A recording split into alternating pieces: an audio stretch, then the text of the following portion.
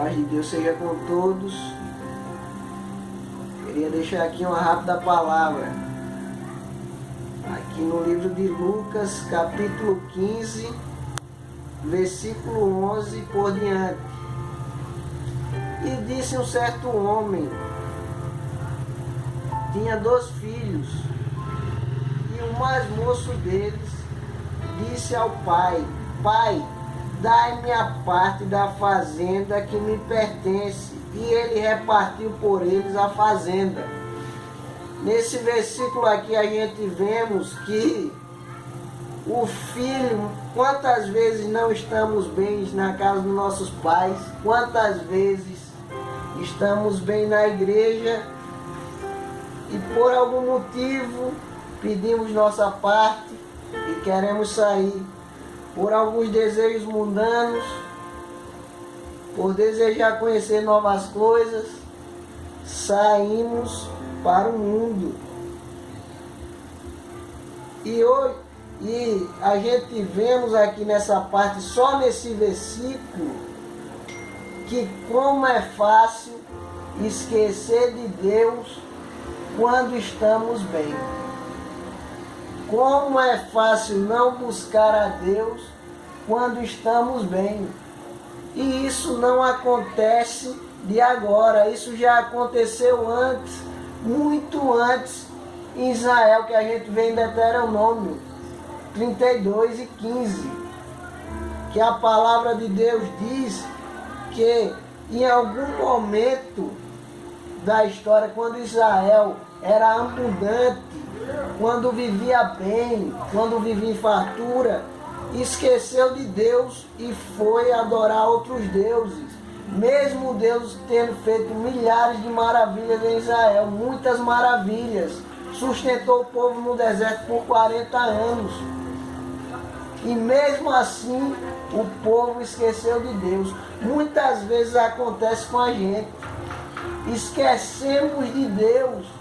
Rogamos tanto a Deus, procuramos tanto a Deus na necessidade, mas quando estamos bem, quando estamos na fartura, esquecemos de Deus. Aqueles poucos minutos de orações, aqueles poucos minutos de busca, aqueles poucos minutos que você tinha para ler a palavra, você hoje já não tem. Se tinha meia hora, hoje você só tem 1 minuto, quer dizer, obrigado Jesus, levantar e ir aos seus afazeres.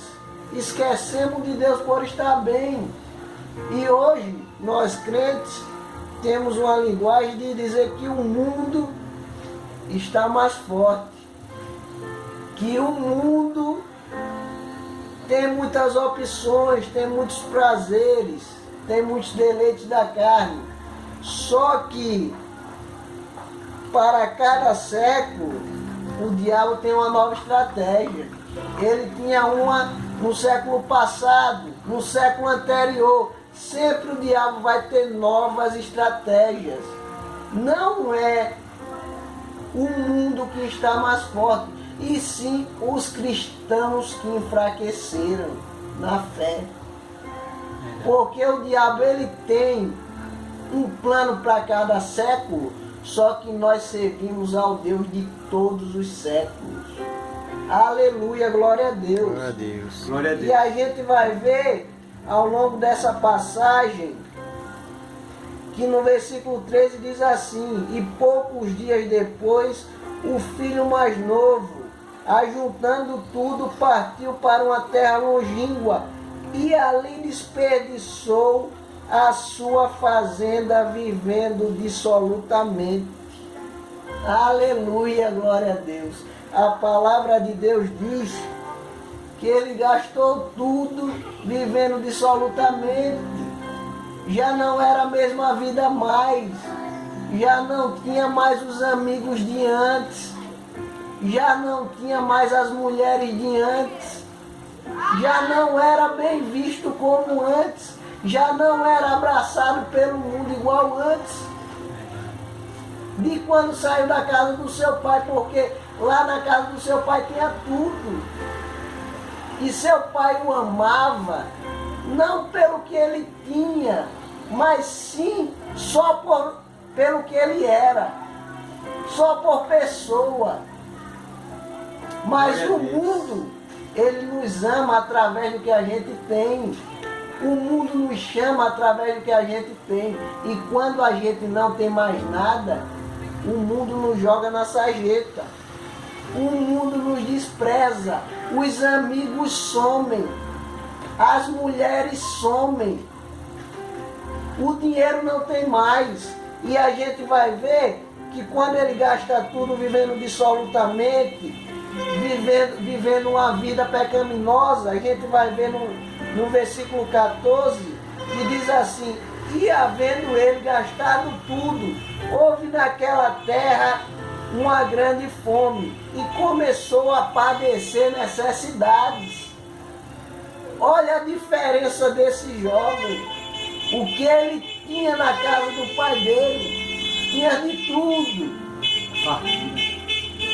Quantas vezes a gente não temos tudo na casa de Deus, vivemos na presença de Deus, vivemos debaixo da graça de Deus, e mesmo assim, quando estamos na bênção, na abundância, na fartura, esquecemos de Deus e vamos procurar coisas novas. Aleluia, glória a Deus. E a gente vê que depois de um tempo, Deus é tão misericordioso, é tão amoroso, que Ele já tem um plano para lhe resgatar. Que Deus nunca dá as costas a um filho. Aleluia, glória a Deus. Porque a palavra de Deus diz que ele começou a padecer necessidade. Um homem que tinha tudo na casa de seu pai, e agora vivendo, padecendo necessidade. E o versículo 15 vai dizer: e foi e chegou-se a um dos cidadãos daquela terra, o qual mandou para os seus campos a apacentar porcos. Apacentador de porcos. Quanto de nós estamos na igreja bem, somos bem vistos, temos uma vida boa e saímos para o mundo. No começo tudo é bom, tudo é flores, depois passa o tempo, começa a dar tudo errado, e quando vamos se dar por si, já estamos apacentando porcos. Já estamos no fundo do poço, muitas vezes nos vícios, muitas vezes numa doença, muitas vezes numa depressão que tem sido a doença do século. Aleluia, glória a Deus. E a gente vai ver no versículo 16 que diz assim: e desejava encher o seu estômago com as bolotas que os porcos comiam, e ninguém lhe dava nada. Porque a gente vai ver que quando o diabo nos joga na sarjeta, quando o diabo nos despreza, quando você precisa de alguém, não tem ninguém para lhe dar nada. Quando você mais precisa de alguém, você que era rodeado de amigos, você que tinha todo tipo de amizade, de mulher e de homem, quando você precisa de alguém, nunca tem ninguém, porque você já está na sarjeta. O diabo já destruiu por completo a sua vida. E a gente vai ver no versículo 17, que é o que me chama a atenção, e assim, é uma parte que todo ser tem que passar para ter uma verdadeira transformação, que diz assim: e caindo em si, disse: quantos trabalhadores de meu pai têm abundância de pão, e eu aqui pereço de fome. E caindo em si. Porque quando a gente cai em si, é o Espírito de Deus, que Deus manda por compaixão, de ver a situação do seu servo, de ver a situação pecaminosa, o estado do seu servo, e Deus tem compaixão. E o Espírito faz a gente cair em si. E caindo em si, vem o arrependimento. E vindo o arrependimento, vem as lágrimas. Aleluia, glória a Deus. Glória a Deus. Porque não há arrependimento do pecado sem tristeza e sem lágrimas. Mas só que Deus é tão misericordioso que o Espírito dele toca e a gente cai em si. E a gente vai ver no versículo 19 que ele diz: já não sou digno de ser chamado teu filho, faze-me como um de teus trabalhadores. Quantas vezes a gente não se acha mais digno de ser chamado de filho?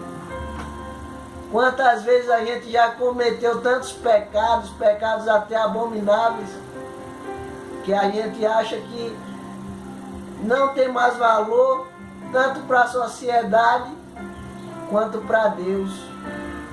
Mas só que ao decorrer dessa história a gente vai ver que no versículo 20 a palavra de Deus diz assim: e levantando-se foi para o seu pai, e quando ainda estava longe, viu seu pai e se moveu de íntima compaixão, e correndo lançou-se ao pescoço e o beijou.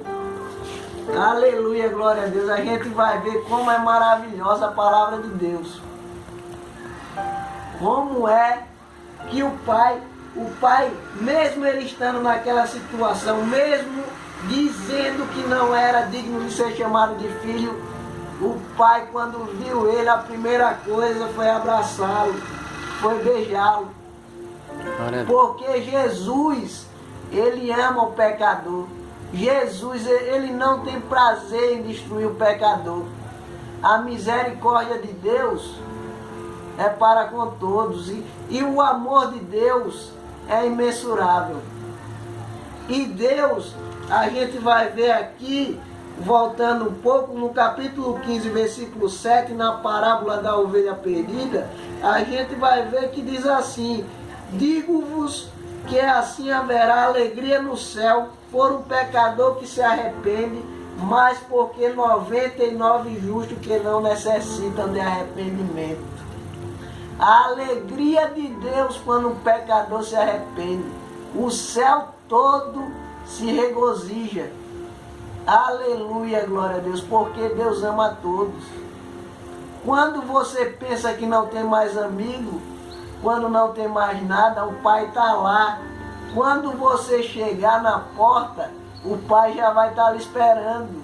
Quando você cair em si e vier um arrependimento, o Pai vai te dizer: quanto tempo eu te esperei, meu filho?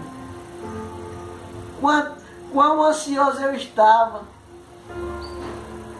Porque Deus é o Deus que transforma, é o Deus que muda o quadro, é o Deus que levanta aquele que ninguém acreditava mais para ser o seu homem de Deus, para ser um homem que vai pregar sua palavra e levar boas novas. Muitos da gente esquece o amor de Deus pelo próximo. Dizemos até que amamos a Deus, mas esquecemos de pregar a palavra para quem precisa, para os verdadeiros cansados e oprimidos. É muito bom ser justo, é muito bom servir a Deus, é muito bom ter certeza da salvação, mas e o amor ao próximo? E pregar a palavra para quem precisa. Aleluia, glória a Deus. E a gente vai ver no 24 que a palavra de Deus diz: porque este meu filho estava morto e reviveu, tinha se perdido e foi achado. E começaram a alegrar-se. Deus tem um plano para todos. Deus tem um amor para todos.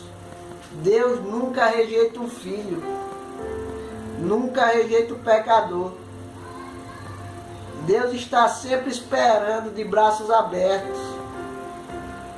E a gente vai ver que a palavra de Deus no 28, já que o seu irmão chega e seu irmão se indigna porque seu pai recebeu o seu filho bem.